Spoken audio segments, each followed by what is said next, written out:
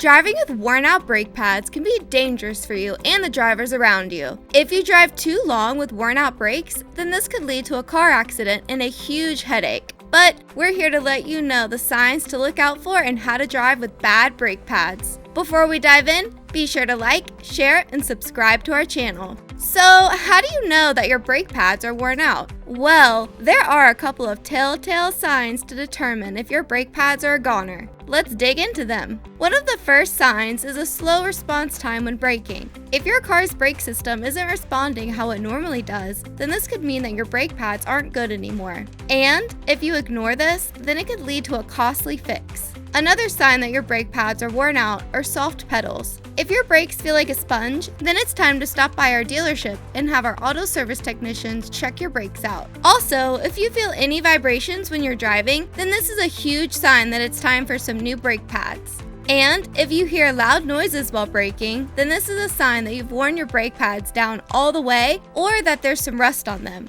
So, how exactly do you go about driving with worn out brake pads? Well, the best thing to do is not drive the car, but if you have to drive, then try not to brake too hard. Just know that this can drastically slow your brakes and could lead to a car accident. Get your brake pads checked at Toyota North Charlotte at 13429 Statesville Road.